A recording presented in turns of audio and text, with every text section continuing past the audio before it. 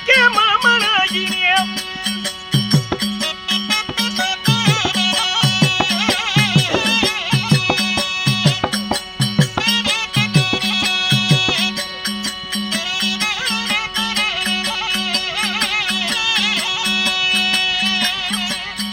வெண்ணையுண்ட கையனான் மனுக்கு மாமனான்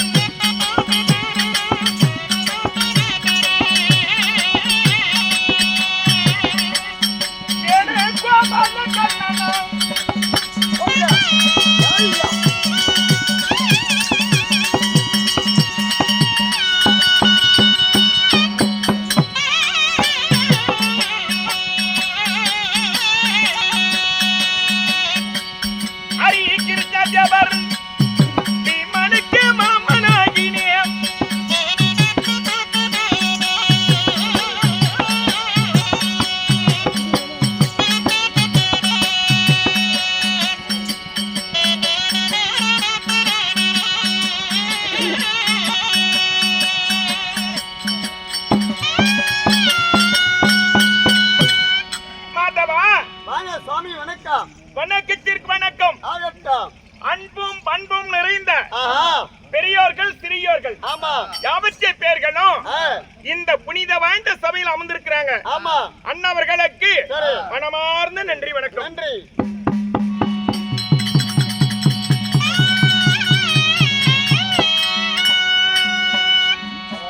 இப்பேற்பட்ட சபைக்கு நான் வந்திருக்கிறேன். நான் யார், என்னுடைய பேர் என்ன, இதெல்லாம் உனக்கு தெரியுமா? சுவாமி, உங்களை பத்தி இந்த உலகமே அறிஞ்சிருக்கும்.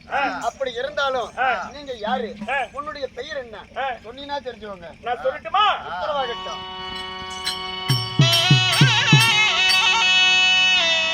அரபா குவசத்தையாளன் தரிபுரமானியாலோலன்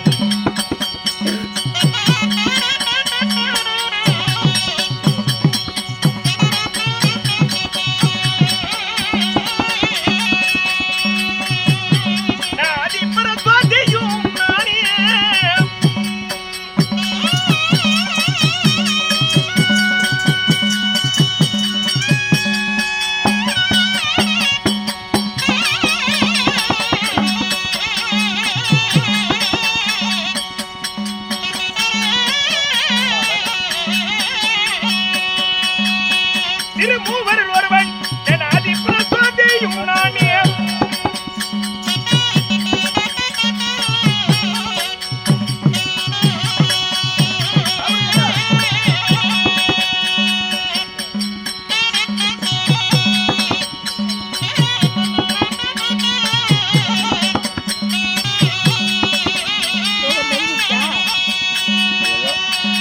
கரியரா சித்தமாயே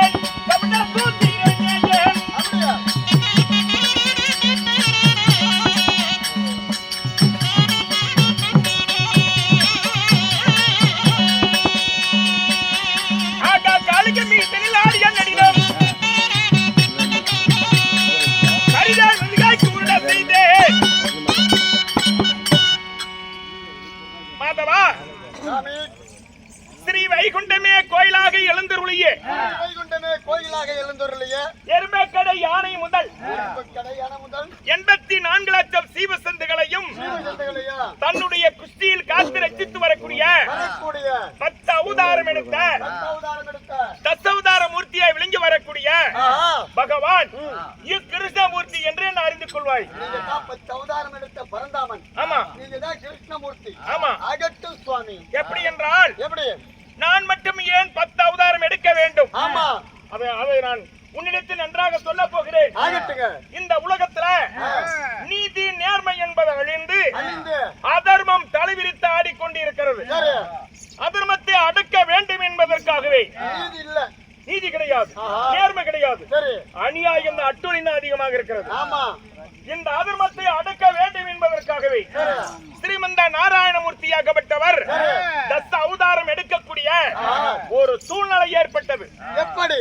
அந்த சூழ்நிலை ஏற்பட்ட காரணத்தால் நான் 10 அவதாரம் எடுத்து யாரை யாரை என்ன செய்தேன், என் அன்பர்களை எல்லாம் நான் எப்படி காப்பாற்றினேன், இதையெல்லாம் சொல்ல போகிறேன். மாதவன் எப்படி என்றால், பவளத்தானூர் கிராமத்திலேயே புண்ணியஸ்தலமாய் வாழ்ந்த வாழ்ந்தா ஊன்களு. பழனிசாமி அண்ணன்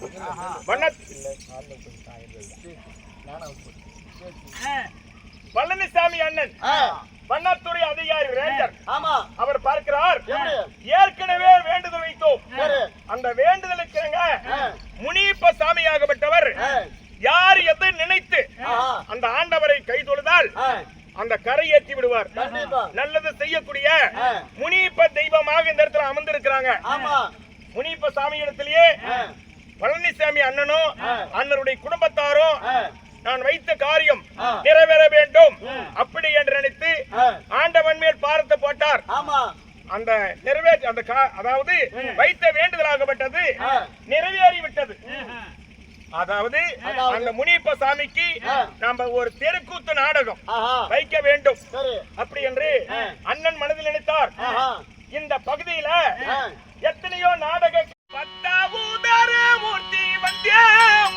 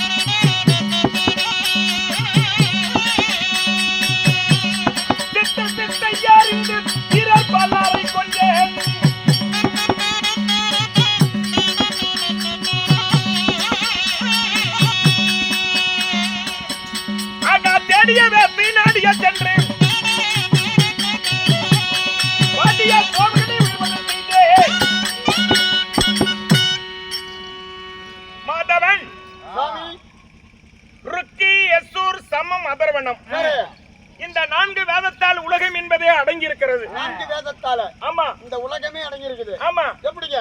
இந்த 4 வேதத்தையும் மகனாகி பிரம்மாதேவனிடத்திலே கொடுத்து உலகத்தில் உள்ள சீவசந்துகள் அத்தனையும் கருவை உருவாக்கி வா மகனே. சரி. அப்படி என்று வேதத்தை மகனிடத்தில் ஒப்படைத்தேன். யாரு? உன்னுடைய மகனாகப்பட்ட பிரம்மதேவன் இடத்துல. ஆமா. சரி. இதை சோமகாசூரன் பார்க்கிறான். எப்படி? வேதத்தை களவாடி விட்டால் உலகத்தில் முதல் கடவுள் ஆகிவிடலாம். சோமகாசூரன் நினைக்கிறான். சரி. அப்படி என்று நினைத்து தான் என்ற அகந்தை கொண்டு தூர்வாசர் பார்க்கிறார். எப்படி? இந்திரனிடத்திலே நரை திரை பிணி மூப்பென்று சொல்லக்கூடிய கொடிய நோய்கள் எல்லாம் அண்டி ஐராவதம் என்று சொல்லக்கூடிய திறமையும் கடலுக்குள் மறைய கடவுது பிடி சாபத்தை என்கிறார். யாரு? தூர்வாசர் மகாரிஷி. ஆமா. தேவ இந்திரனுக்கு. ஆமா. தேவர்களுக்கெல்லாம் சாபம் நேர்ந்தது. அந்த சாபத்தை விமோசனம் செய்ய வேண்டும் என்றால் பார்கடலை ஒரு பாண்டமாக வைக்க வேண்டும். மந்திராகிரி மலையை பிடிங்க வந்து மத்தாக நட வேண்டும். வாசுகி என்று சொல்லக்கூடிய பாம்பை கயிறாக பூட்ட வேண்டும். தேவர்கள் ஒருபுறமோ அசுரர்கள் மறுவரிசையில் நின்று கொண்டு பார் கடலுக்குள் நின்று தேவர்கள் எல்லாம் சேர்ந்து தேவாமிர்தம் கடைய வேண்டும். ஆமா. அப்படி கடைந்தால் நரை திரை பிணி மூப்பு என்று சொல்லக்கூடிய கொடிய நோய்கள் எல்லாம் ஒதுங்கி ஐராவதம் என்று சொல்லக்கூடிய திரவையும் கடலுக்குள் பிறக்கும். அப்படி என்று சொல்லிவிட்டு பார்களை அமிர்தம் கடைய சென்றோம். அப்போது மந்திராகிரி மலையாகப்பட்டது கடலுக்குள் சாய தொடங்கியது. அந்த பெரிய மந்திரகிரி மலையை நான் கூர்மமாக ஆமை என்று சொல்லக்கூடிய கூர்மை அவதாரம் எடுத்து கடலுக்குள் நுழைந்து சாய்ந்த பெரிய மந்திரகிரி மலையை என் முதுகிலேயே தூக்கி சுமந்து நிறுத்தினேன். ஆமா. இதுதான் 2வது அவதாரம். பகவானுடைய கூர்மை என்று சொல்லக்கூடிய ஆமை அவதாரம். பகவானுடைய 10 அவதார லீலைகளை நம்ம சொல்ல வேண்டும் ஆண்டவனுடைய புண்ணியத்தால். ஆமா. சொன்னாலும் நமக்கு புண்ணியம் தான். இந்த 10 அவதார கதையை இருக்கக்கூடிய மக்கள் எல்லாம் கேட்டுக்கொண்டு இருந்தால் பாவம் என்பது தொலைந்து புண்ணியம் சேரக்கூடிய இது புனிதமான அவதாரம் இது. அப்படி இருக்கும் பட்சத்துல 10 அவதாரத்தையும் சொல்லிக் கொண்டு வந்தால் இந்த நாடகம் இன்னும் நிறைய இருக்கிறது. ஆமா நான் ஒன்று ஒன்றாக